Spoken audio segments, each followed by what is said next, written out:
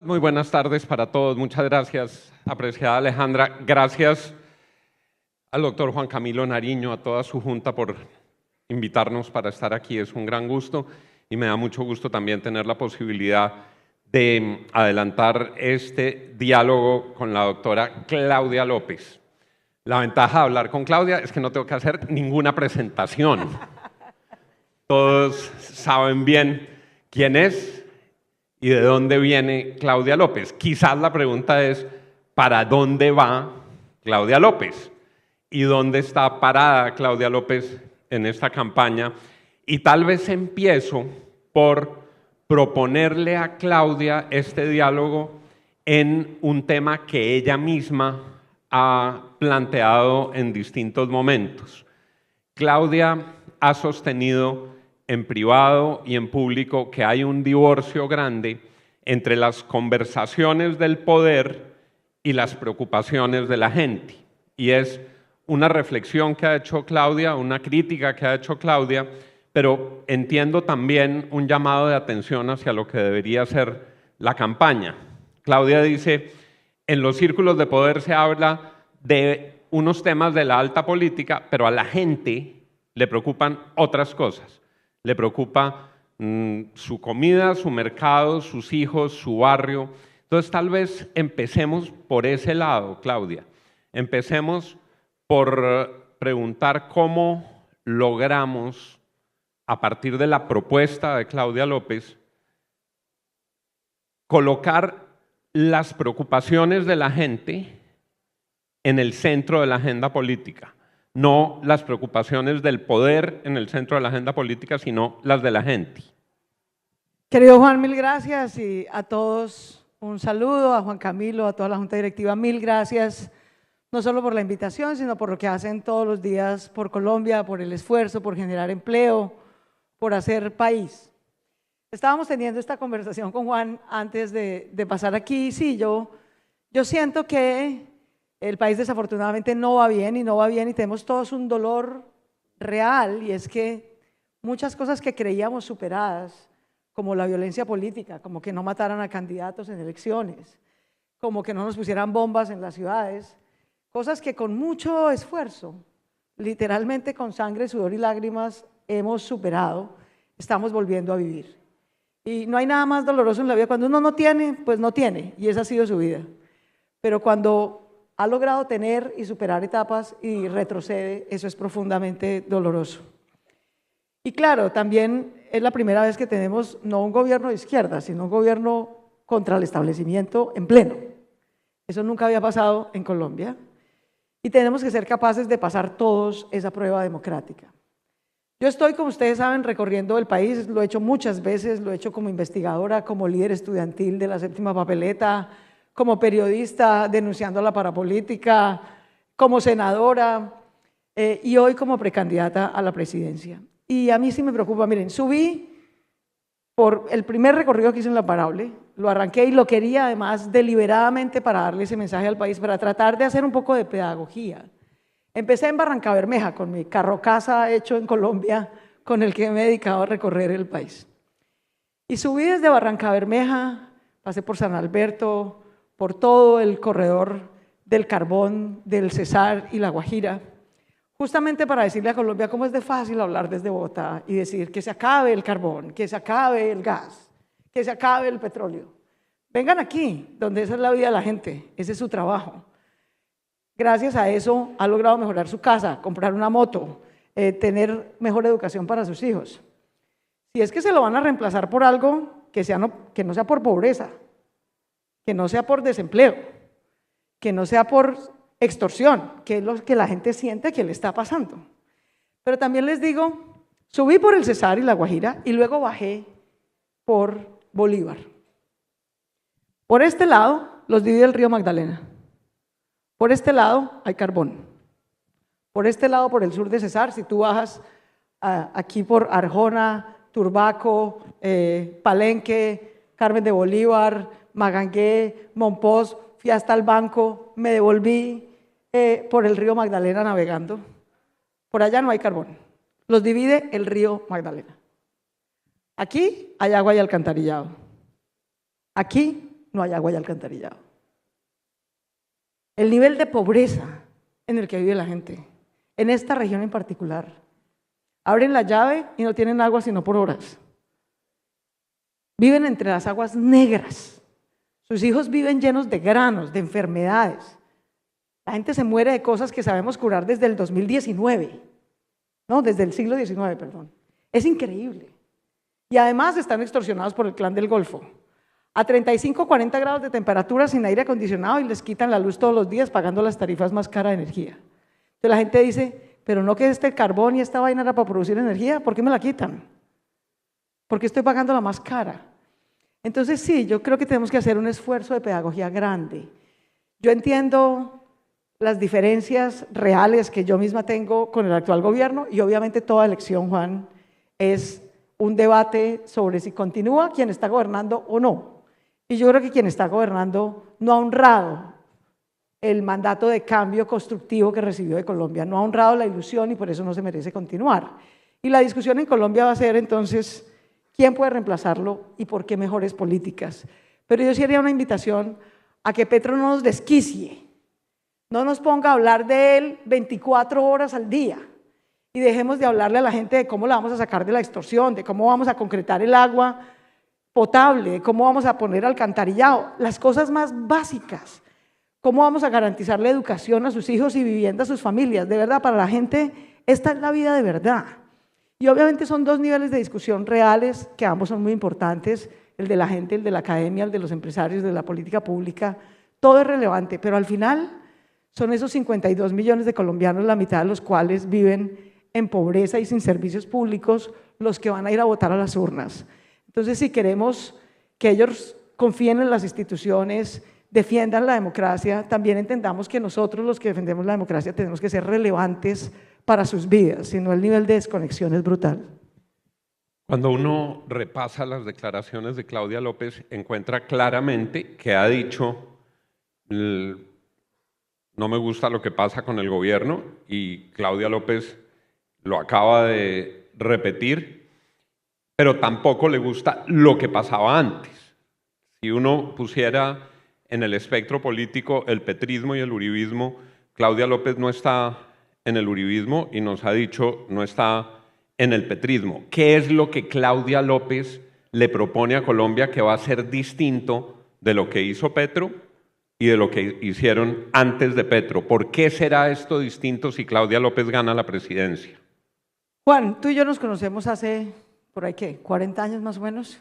Juan, entre otras cosas, creo que fue el primer servidor público en Colombia que cuando yo tenía 19 años, 20 años, abrió una convocatoria como consejero de juventud para que los jóvenes, yo en esa época era joven, tenía 19, 20 años, hiciéramos pedagogía sobre la nueva Constitución de Colombia. Así que, Juan, tú sabes que yo nunca he estado en esos extremos, que mi vida ha sido luchar por la democratización de Colombia. Yo sí creo que esas mayorías sin agua, sin alcantarillado, sin representación, por eso es que no tienen agua y alcantarillado, porque ellos son la mayoría en la población, pero no son la mayoría en la representación. Están muy excluidos de nuestra democracia, necesitan tener más inclusión y que en la medida en que haya más inclusión habrá mejor democracia. Una democracia que no representa al 60% de su población nunca va a funcionar. Siempre va a tener un nivel de resentimiento, desigualdad, ira, que algún caudillo populista aparece para capitalizar. Yo voté por ti, Juan, cuando eras candidato a la alcaldía y eras el candidato del gobierno de Álvaro Uribe, y nadie me dijo que yo era uribista por eso. Y voté por Juan Manuel Santos y por Germán Vargas Lleras en segunda vuelta porque mi candidato, que era Mocus, no pasó a segunda vuelta, porque creía que salir de las FARC era una bendición para Colombia y que entre más rápido saliéramos de eso, mejor. Y no una, 2 veces voté en segunda vuelta porque Sergio Fajardo no pasó a segunda vuelta, pasó Petro, y yo creía que por lo menos iba a incorporar a una parte de la población, y tal vez el único legado que va a dejar Petro, Juan, es incorporar a una parte de la población en la representación. ¿Qué va a ser distinto de mi gobierno del de Petro? Todo. Ustedes ya me vieron gobernar. Los ciudadanos de Colombia me vieron gobernar como alcaldesa. Yo no soy una promesa por explorar. Yo goberné y no tengo un solo caso de corrupción. No me robé los recursos de los bogotanos, no compré concejales, no le di cuotas políticas y clientelismo a nadie. Manejé la chequera pública más grande de Colombia por 4 años en medio de una crisis brutal y no tengo un solo escándalo de corrupción, ni uno. Segundo, trabajé con todos los empresarios, a los que dolorosamente me tocó mandar a todo el mundo a cuarentena el primer año, enfrentar una enfermedad, cuidar a todo el mundo. Y así como tuvimos que cerrar la ciudad casi un año, luego trabajé con todos los empresarios, los más chiquitos, los más grandes, los formales, los informales, para recuperar la economía. Y en 3 años perdimos 1 millón de empleos el primer año que yo fui alcaldesa. Y en 3 años, entre todos, recuperamos 1.300.000. En 3 años, no en 30, en 3. Haciendo la inversión pública en infraestructura, en educación, en apoyo a las microempresas, en salud, más grande que se haya hecho en la historia de Bogotá, porque nos tocaba para salir adelante. Así que yo no soy antiempresa, ni enemiga de los empresarios, ni vengo aquí a decirle a la gente que hace el sector minero energético de Colombia que son unos enemigos de la vida. No, son unos empresarios que producen empleo, merecen respeto y apoyo. Eso fue lo que yo hice como alcaldesa. Lo tercero que creo que ha hecho muy mal este gobierno, más allá de sus políticas puntuales, es un enorme nivel de sectarismo. Eso que ha hecho contra este sector, por ejemplo, o contra el sector de la salud, es un enorme nivel de sectarismo, de ceguera ideológica. Volver el sector de la salud otro seguro social, eso era lo que teníamos hace 40 años. Eso no cubría a la población. Eso no le daba acceso a la población a un médico, a un tratamiento, a una medicina. El sistema mixto tenía cosas por arreglar, pero no por destruir. Yo no hice nada de eso, Juan. Yo recibí el proyecto de infraestructura más grande de Colombia, que es el Metro de Bogotá, contratado por alguien que es mi opositor, que es Enrique Peñalosa, a quien yo derroté en las elecciones, y no llegué a dañarlo. Lo cuidé como si fuera mi propio hijo. Antanas Mocos, que ha sido mi mentor en política toda la vida, tiene una frase muy linda que yo trato de honrar todos los días, y es que gobernar y construir sobre lo construido es como cuidar hijos ajenos. Las obras de los gobernantes no son de los gobernantes, no se pagan con mi chequera, se pagan con los impuestos de todos. Cuando llegó Petro a decir, no, venga, vamos a parar el Metro Bogotá, yo le dije, presidente, no lo vamos a parar. Ese metro va al 25%, va avanzado, teníamos 40 años de discusiones, al fin arrancamos, no lo vamos a parar. Al que paramos fue al presidente y su sectarismo, no al Metro de Bogotá, que hoy va al 60%. De manera que yo soy una persona que sabe corregir sin dañar, construir sobre lo construido, gobernar sin corrupción, concertar con quienes tenemos diferencias, hacer meritocracia en vez de clientelismo y sacar a una ciudad de 8 millones de personas de una crisis grande.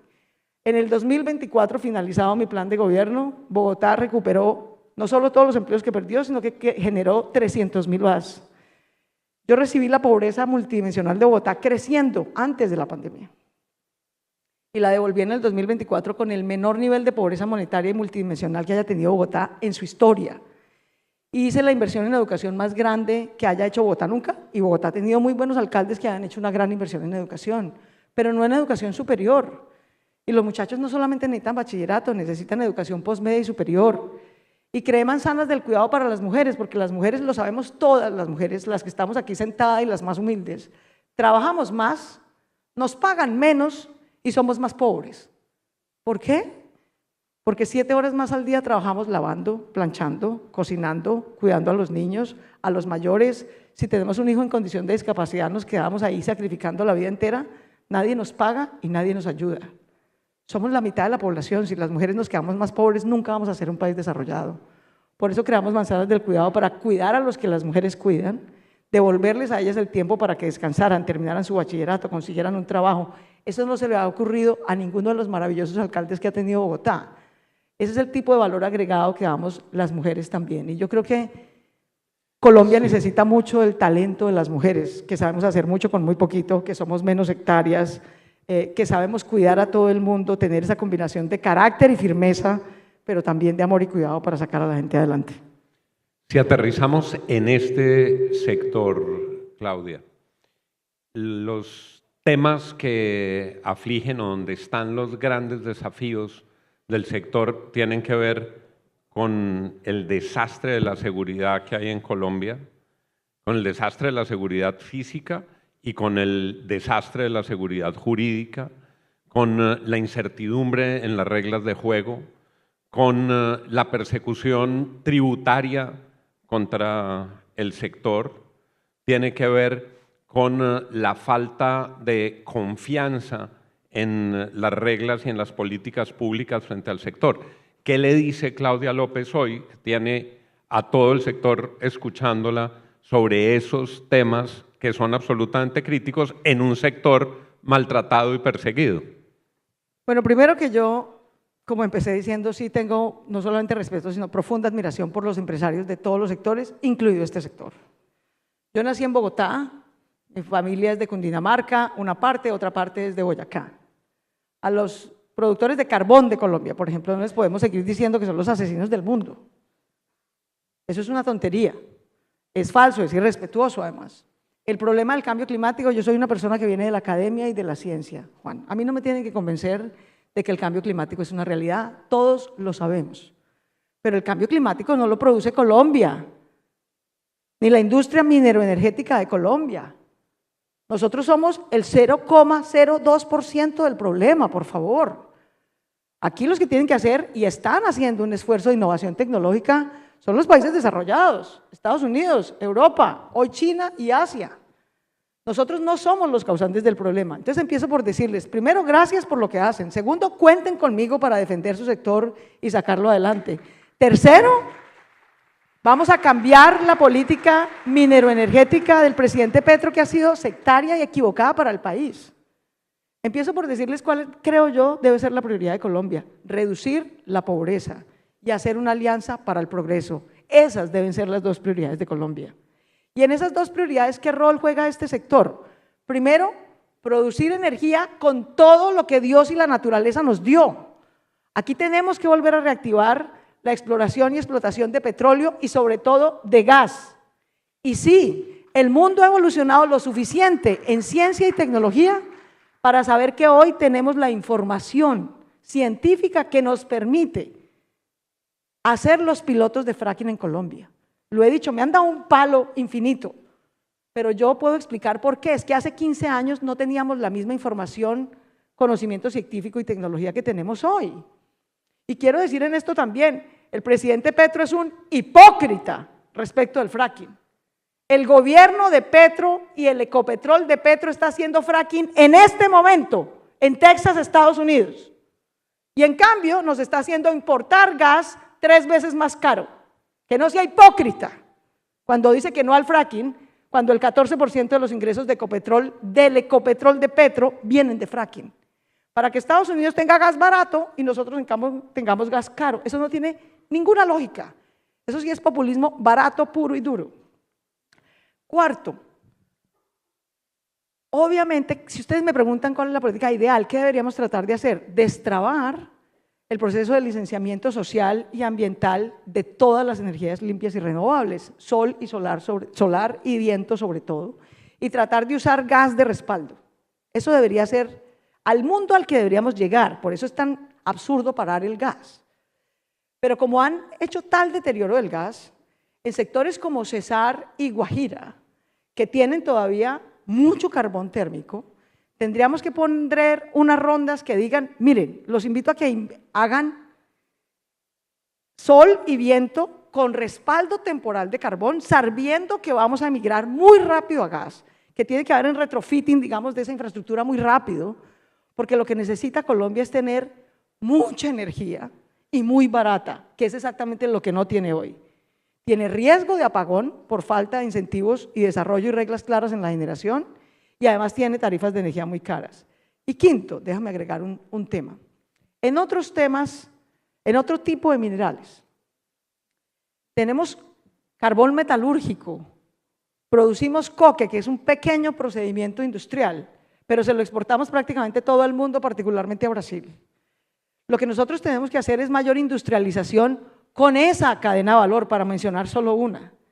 Tratar de hacer la explotación de carbón metalúrgico, la producción de coque y la siderúrgica en Colombia, no seguir vendiendo materias primas. Entonces quisiera dejarles una idea para que la pulamos. Yo creo que no solamente debemos hacer rondas de exploración de diferentes tipos de minerales, sino yo les invitaría a que diseñemos las reglas para hacer rondas de industrialización.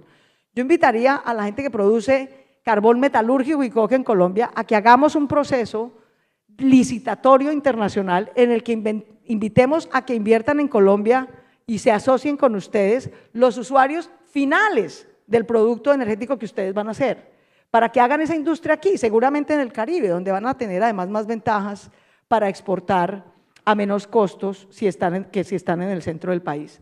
Ese es el tipo de política mineroenergética que yo creo que debemos hacer, que invito a este sector a que acordemos las reglas. Sé que tiene una carga tributaria muy alta, lamento decirles que no puedo llegar a bajarla pues de una porque estamos en una situación macroeconómica y fiscal muy difícil, pero sí quisiera reiterar aquí una propuesta que hice hace pocas semanas en esta misma ciudad en el Congreso de la ANDI. Lo que yo sí creo que podemos hacer es alinear los incentivos para proponernos una regla de crecimiento, equidad y una nueva regla fiscal. Si logramos que la economía crezca al 4% y la inversión privada, la de formación bruta de capital fijo, se mantenga a niveles del 20% por año, bajamos 2 puntos de renta. Si crece al 5% y se mantiene la inversión privada al 20%, podemos bajar otros puntos de renta. Es decir, contra mayor crecimiento y mayor productividad, podemos ir bajando la renta de manera tal que la carga tributaria baje. Entiendo por lo que habíamos hablado con Juan Camilo Nariño, el propósito de estos diálogos es que ustedes puedan tener contacto con distintos candidatos de distintos lugares del espectro político, que se pueda recorrer desde Roy Barreras hasta el Centro Democrático, y no tienen formato de debate, sino con la idea de que ustedes puedan conocer qué piensan los candidatos y dónde están parados los candidatos. Como nos quedan unos muy poquitos minutos y este reloj es implacable, le propongo una serie final de preguntas cortas para respuestas cortas para poder terminar de delinear ese objetivo que se había trazado aquí. Entonces, empecemos con 2 puntos claros de timonear en la política de seguridad. 1, eliminar el delito político. No solo es que la paz total está saliendo mal, es un fracaso, pero es un fracaso porque insiste en darle estatus, negociaciones y gabelas políticas al narcotráfico y al crimen organizado. El conflicto político que nosotros tuvimos se acabó, Juan, se acabó hace 10 años. Hay en trámite a un Congreso, en el Congreso una ley. Yo invito a los congresistas de Colombia, si de verdad tienen solidaridad con la ola de inseguridad que está viviendo Colombia, con nuestra fuerza pública que tiene además hasta soldados secuestrados, por favor, hundan esa ley que propone Petro de seguirle dando estatus y negociación política al crimen organizado y al narcotráfico. Eliminemos el delito político, decidámonos a apoyar a la fuerza pública con infraestructura y capacidades, creemos una fiscalía antimafia y cárceles para meter a esa gente a la cárcel y obligarla a que devuelva la plata. No sigamos en negociaciones políticas con el narcotráfico porque eso lo que hace es que esa gente se coge esas gabelas, se coge ese cese al fuego, crece, recluta más gente, se tapa de plata hasta los dientes y después nos bombardea las ciudades. Es ilógico seguir haciendo eso. Preguntas cortas para respuestas cortas. Perdón. Doctora Claudia, timonazo con Estados Unidos. Ese es un tema complejo. Mire, Estados Unidos es nuestro principal socio comercial y lo va a seguir siendo por mucho tiempo. Es un aliado estratégico para Colombia en la que yo considero es nuestra principal amenaza de seguridad nacional, que es tener a una dictadura criminal en cabeza de Maduro al lado en Venezuela. Ese es un objetivo estratégico que compartimos. Deberíamos concentrar una nueva relación en Estados Unidos con eso. Segundo, que nos compren nuestros productos. Si queremos combatir el narcotráfico, ellos tienen que controlar la demanda. Mientras el mundo entero siga metiendo cocaína como loco en oficinas en Nueva York, aquí vamos a seguir en una desgracia. Ellos tienen que hacer un esfuerzo por esa demanda y tienen que ayudarnos a comprar nuestros productos. Aquí no va a volver un plan Colombia, amigos queridos. Nadie nos va a regalar 2 o 3 o 4 mil millones de dólares para volver a invertir en nuestra fuerza pública. Bienvenidos a ser la clase dirigente de Colombia. El Estado de Colombia lo vamos a pagar con nuestros impuestos. Pero lo que ellos sí pueden hacer es comprarnos nuestros productos industriales, esa energía, hacer nearshoring, asociarse con nosotros para que ustedes que van a producir energía, no solamente coque, sino siderúrgicas, que pueden poner fábricas en esta zona del Caribe con fuentes de energía más baratas, que ellos se asocien con nosotros y nos compren nuestros productos. Venezuela. Ya lo dije, Venezuela es una dictadura criminal y restaurar La democracia y la libertad en Venezuela es el principal objetivo de seguridad nacional de mi gobierno. Como está llegando al final, le propongo un ejercicio que hacemos al aire en la FM. Yo le voy a dar nombres de candidatos presidenciales y usted me va a decir qué tan cerca y qué tan lejos está de ellos. 1 es muy cerquita y 10 es muy lejos. Pero Iván 3, que tenemos esta misma discusión con Juan. De 1 a 10 y empecemos con Gustavo Bolívar. Juan, excúsame que me voy a saltar tu método. Porque es que, bueno, les voy a mandar las grabaciones. Juan y la FM me ha tratado de meter en esta pregunta 3 veces y es la tercera vez, Juan, que te voy a decir, me parece que es inoficioso eso. Les digo en este minuto lo que yo creo.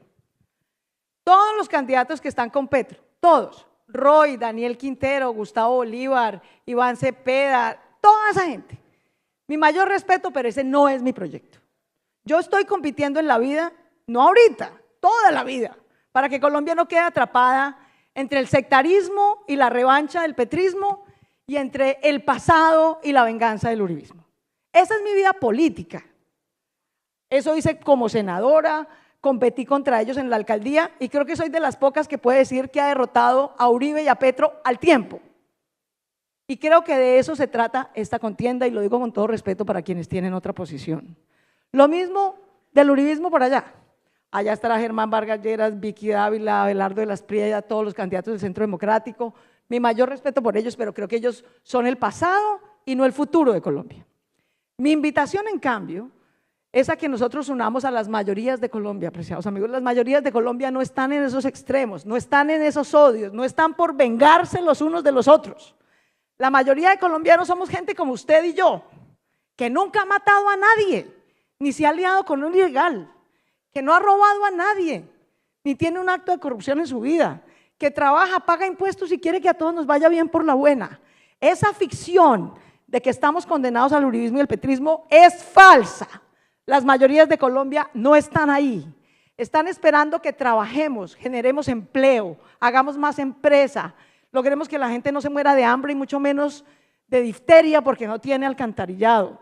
Que sus hijos tengan una educación decente como la que dimos a través de Jóvenes a la U, que las mujeres no se queden pobres en su casa, sino que tengan oportunidades para incorporarse al mercado laboral porque hay manzanas del cuidado en sus ciudades, que no haya corrupción, que haya capacidad de gobierno, que no haya sectarismo. No soy la única que está ahí. Así que aprovecho esos 30 segundos para decirle a los que están como yo, aquí en este sector, que no es el del centro, sino el de las mayorías, como Sergio Fajardo, o como Maurice Armitage, que también gobernaron sin corrupción, lo hicieron bien, no son sectarios, no robaron a nadie, que nuestro deber democrático es unirnos. Así como va a haber una consulta del petrismo y el Frente Amplio en marzo, y como va a haber una consulta de la derecha y el uribismo en marzo, debe haber una consulta de la tercería de las mayorías. Así que invito a Sergio, a Maurice y a cualquier otro que quiera estar aquí, a que vayamos a una consulta, a que la gente escoja el mejor equipo, quién lo lidera, quién queda de segundo, y a que trabajemos por Colombia sin egoísmos, sin vanidades y sin sectarismos. Me declaro derrotado con esas preguntas con Claudia López, pero le tengo que contar a Claudia, Sergio Fajardo ya nos dijo que no quería estar en este sector. A mí también me lo dijo, pero el que persevera alcanza, Juan, hay que perseverar. Que yo no quiero estar con Claudia López, deme otros nombres. Si Sergio Fajardo dice que no. Juan Manuel Galán. Miren, les voy a decir una cosa. Les voy a contar una infidencia. Juan Manuel Galán, no, querido. Juan Daniel Oviedo, maravilloso. Pero les voy a contar una cosa, una infidencia. Aquí, como nadie se va a enterar. Se puso bueno ya cuando se acabó el reloj. Así ocurre en la vida. Ustedes saben que yo terminé la alcaldía, me fui a Harvard, que muy generosamente la Escuela de Negocios de Harvard me dio una beca de 1 año. Fue una experiencia maravillosa. Volví en enero de este año. Claramente iba a ser precandidata, hablé con todos esos, con Mauricio Cárdenas, y todos me dijeron, hable como con 11, que no son ni uribistas ni petristas, pues hasta donde yo entendía. Y todos me dijeron que no, y además muchos empresarios me mandaron razones y un par de emisarios, no, nosotros queremos construir una opción distinta a los extremos, queremos apoyarlos, que hagan primero unas encuestas y luego hagan una consulta, y no sé qué. Y hace 8 días, esos emisarios me dijeron, Claudia, qué pena, vos estás en la misma posición de siempre, siempre nos has dicho que sí, que no tenemos que convencerte, que tú estás lista, al que hay que convencer es a Sergio, pero la verdad es que esta idea de que los empresarios y otros sectores iban a armar una opción que no era de extremos se murió por sustracción de materia. Porque en la vida de verdad, queridos, la inmensa mayoría de los hombres candidatos que se declaraban de centro resultaron ser unos candidatos de derecha enclosetados, que creían que la derecha del uribismo no tenía mucho chance, hasta que pasó la desgracia de Miguel, y entonces obviamente eso generó una ola de solidaridad, y también el proceso judicial de Álvaro Uribe, y eso generó una ola de solidaridad, y entonces ahora me quedé yo más o menos aquí, porque todos están viendo cómo hacen una consulta interpartista de derecha, y están en todo su derecho.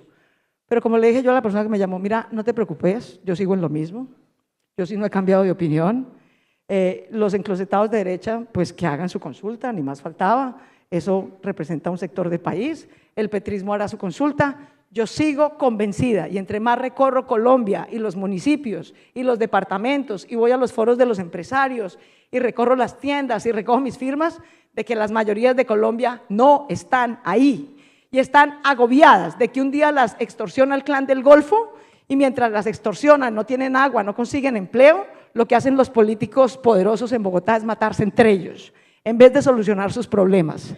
Y lo que están buscando es una tercería que los represente. Y yo sigo aquí buscando esa tercería. Haré esa consulta en marzo con quien quiera, con Sergio o con otros, que decidan valientemente darle a Colombia una opción distinta a quedar atrapada entre el odio de los unos y la venganza de los otros. Muchas gracias, Claudia. Nuestro reloj se volvió implacable. Un abrazo, gracias. Gracias por lo que hacen. Habernos invitado y siempre es un gusto conversar con Claudia. Gracias, Claudia. Gracias también por no contestar las preguntas por tercera vez, pero también gracias por todas las que contestaste. Gracias a todos.